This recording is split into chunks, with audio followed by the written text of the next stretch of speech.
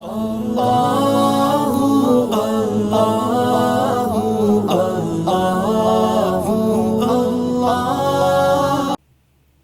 گھر میں جو کبھی ہمارا تھا۔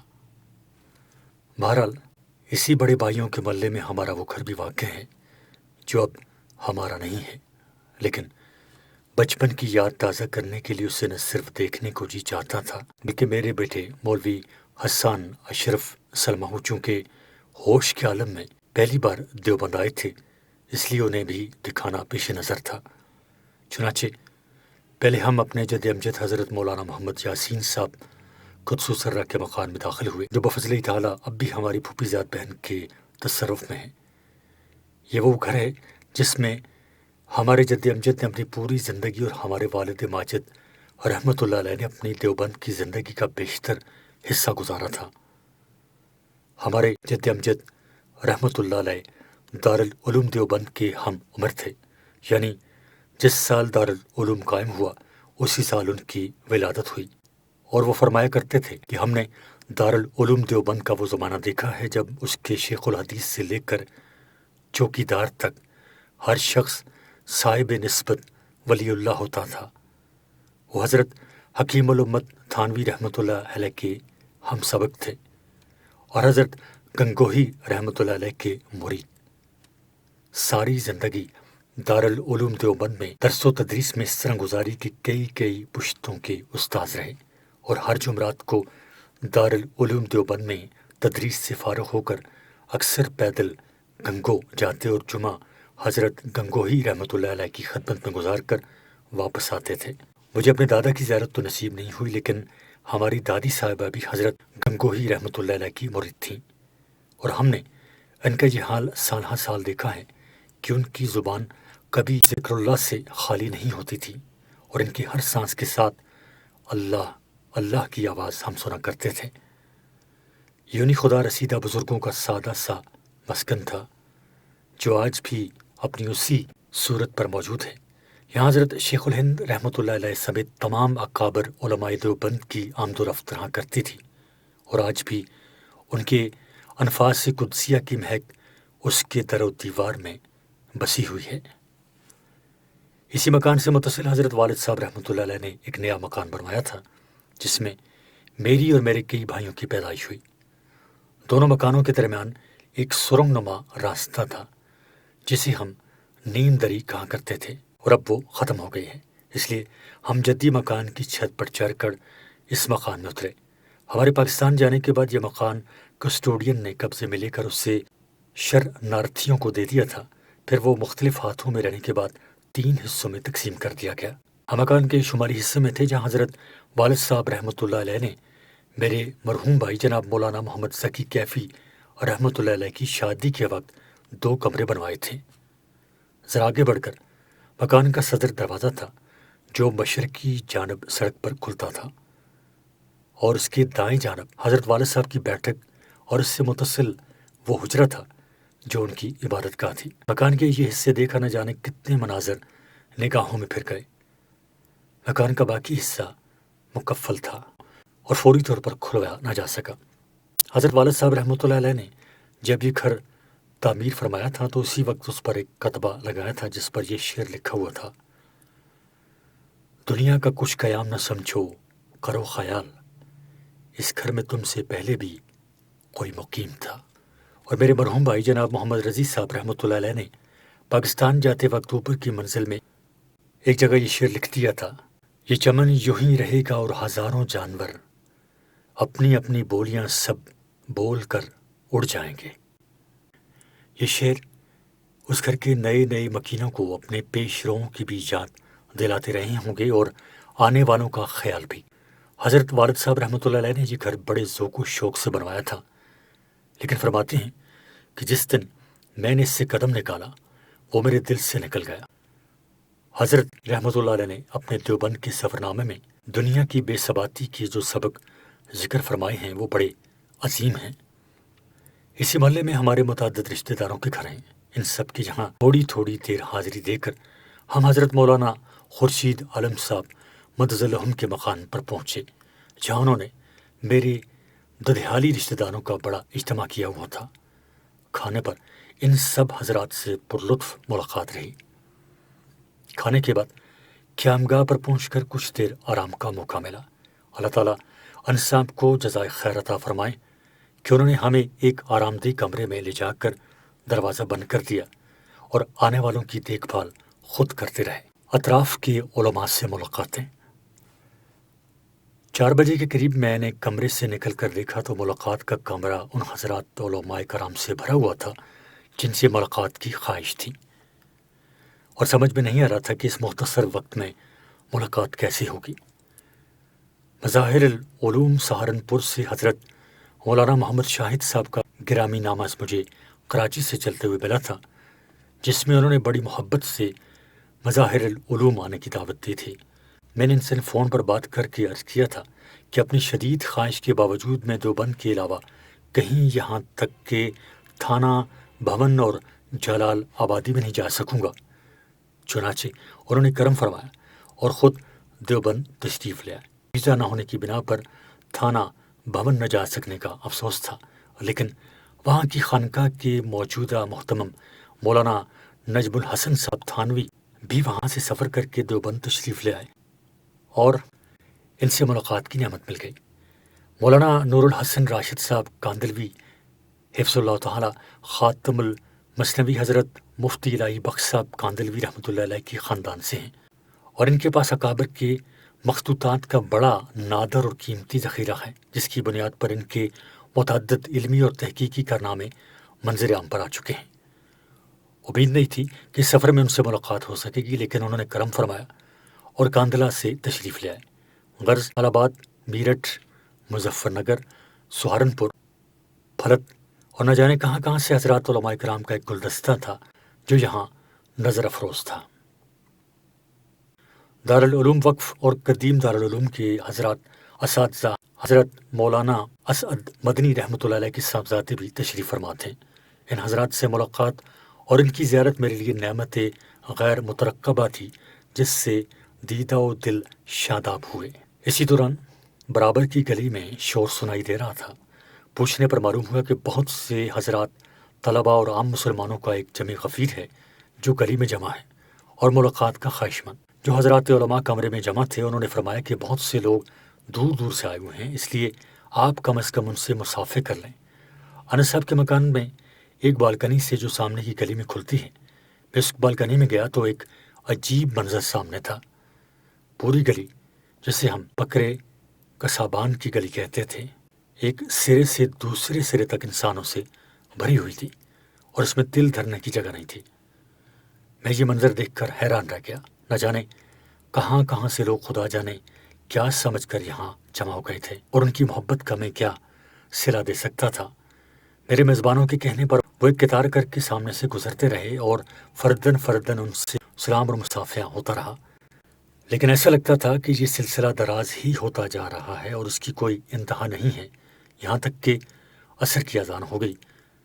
आदीनी मस्जिद 10-12 फुट की फासले पर बिल्कुल सामने थी, लेकिन वहाँ तक पहुँचने का कोई रास्ता नहीं था।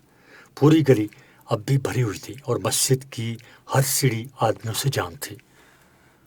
नतीजा ये कि हम मस्जिद तक नहीं पहुँच सके और क़यामगाह पर मौजूद उलमाए किराम के साथ यहीं पर जुमात करनी पड़ी।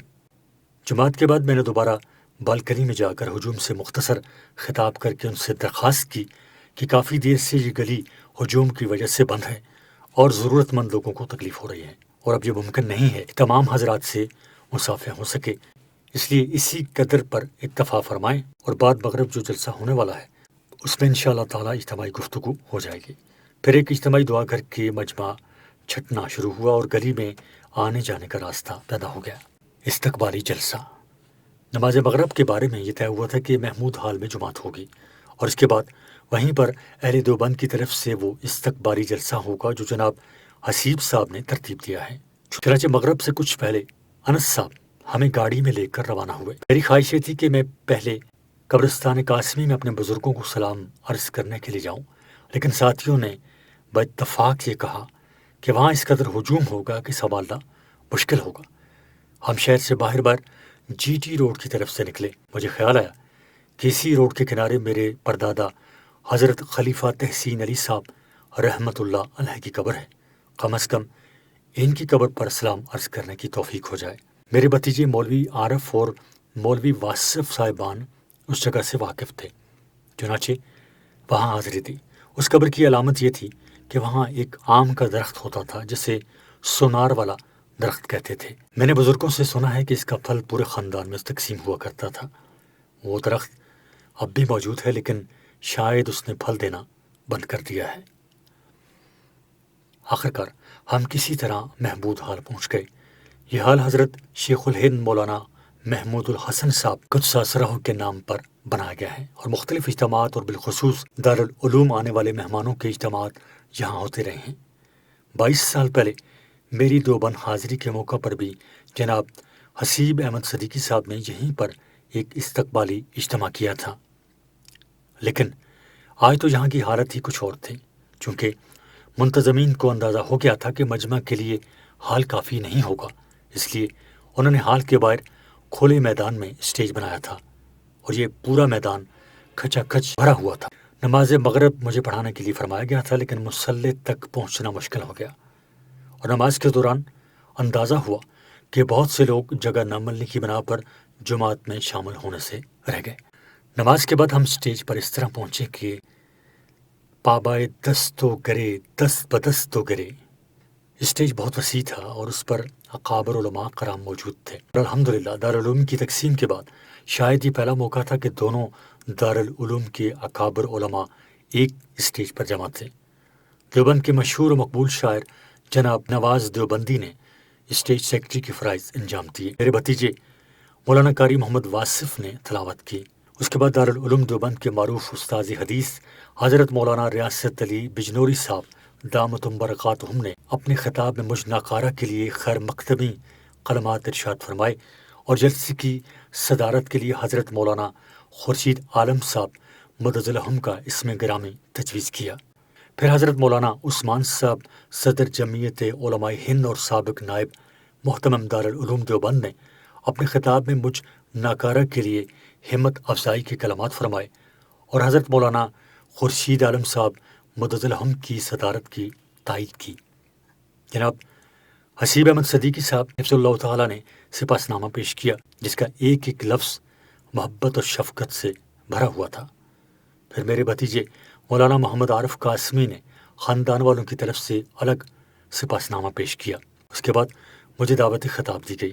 میں خطاب کے لیے کرسی پر بیٹھا تو بلا مبالغہ حد نظر تک سر ہی سر نظر آ رہے تھے۔ اسٹیج کے چاروں طرف انسانوں کا سمندر تھا، اور قریب کی کئی منزلہ عمارتیں چھتوں اور گیلریوں سمیت لوگوں سے بھری ہوئی تھیں۔ اخبار نویسوں کے اندازے کے مطابق مجمع 25-30 ہزار سے کم نہیں تھا۔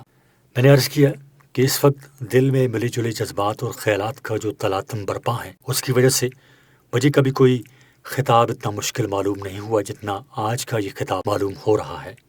اس کے بعد میں نے عرض کیا کہ دیوبند ایک چھوٹی سی بستی ہے جس کا دنیا کے شہروں سے موازنہ کیا جائے تو تمدنی لحاظ سے اس کا کوئی مقام نہیں ہے، لیکن اللہ تبارک و تعالیٰ نے اس کو دنیا بھر میں نہ صرف یہ کہ عظیم شہرت عطا فرمائی ہے، بلکہ دنیا بھر میں اس کے فیوز کا نور پھیلا ہے۔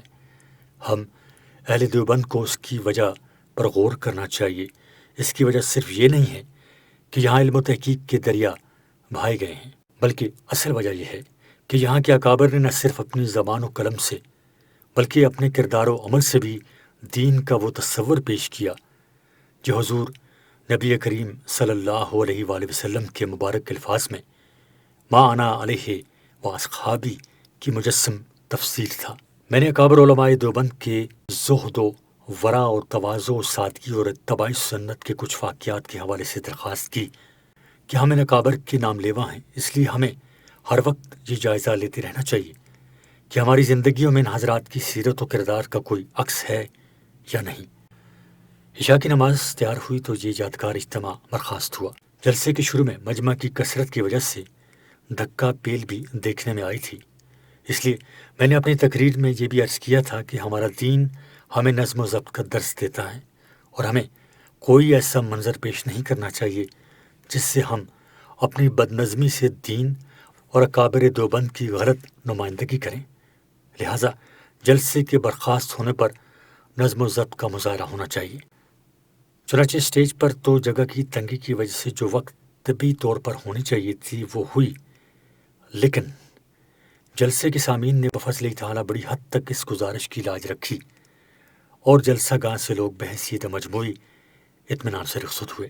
عشاء کے بعد میرے ماموزاد بھائی جناب قاری محمد عاصم صاحب نے اپنے گھر پر کھانے کا انتظام کیا ہوا تھا۔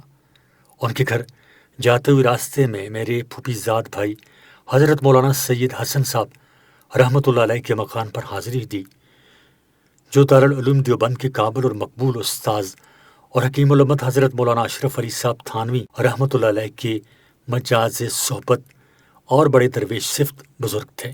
آج کل اس مکان میں ان کے صاحبزادے مولانا خورشید حسن صاحب سلمہ مقیم ہیں، جو دارالعلوم دیوبند کے دارالافتاح میں عرصے تک کام کرتے رہے ہیں اور تالیف و تصنیف سے بھی شغف رکھتے ہیں۔ ان کی بعض کتابیں خاصی مقبول ہوئی ہیں۔ ان کے گھر میں تھوڑی دیر گزار کر ہم آگے بڑھے تو دیوبند کی جامع مسجد کے سامنے بازار سے گزرے۔ یہ ہمارا جانا پہچانا بازار تھا۔ یہاں کے دکاندار جمع ہو گئے اور ایک ایک سے ملاقات ہوئی، یہاں تک کہ عاصم صاحب کے گھر پہنچ گئے۔ یہ ہمارے نانا کا گھر تھا اور ہمارے 3 ماموں وہاں مقیم رہے۔ اب تینوں رخصت ہو چکے ہیں اور عاصم صاحب ان کی یادگار ہیں۔ انہوں نے ہمارے تمام ننیالی رشتہ داروں کو جمع کیا ہوا تھا۔ رات 12 بجے تک ان کے ساتھ بڑا پرلطف اجتماع رہا دارالعلوم وقف میں۔ اگلے دن ناشتہ میرے مرحوم چچا زاد بھائی حضرت مولانا شکور احمد صاحب رحمۃ اللہ علیہ کے صاحبزادے مولانا سرور احمد صاحب کے یہاں تھا۔ اس کے بعد پروگرام یہ طے ہوا تھا کہ صبح 8 بجے دارالعلوم میں حاضری ہوگی اور 10 بجے قدیم دارالعلوم میں۔ چنانچہ ہم نے پہلے دارالعلوم میں حاضری دی۔ دارالعلوم کی تقسیم کے بعد میں پہلی بار دیوبند آیا تھا، اس لیے اس سے پہلے دارالعلوم میں حاضری کا موقع نہیں ملا تھا۔ اب جا کر دیکھا تو ماشاءاللہ بڑی شاندار اور پرشکو عمارت نظر آئی اور طلباء کی بہت بڑی تعداد۔ مختصر مدت میں اس دارالعلوم نے بڑی ترقی کی ہے اور مجھے جناب یوسف سیٹھی صاحب مرحوم کی بہت یاد آئی۔ وہ فرمایا کرتے تھے، جب مجھے کسی مدرسے کے ارباب حل و عقد میں اختلاف کی اطلاع ملتی ہے تو میں اس حیثیت سے خوش ہوتا ہوں کہ اب ایک مدرسہ اور قائم ہونے جا رہا ہے۔ اس طرح اختلاف کے شر سے بھی اللہ تعالیٰ خیر پیدا فرما دیتے ہیں۔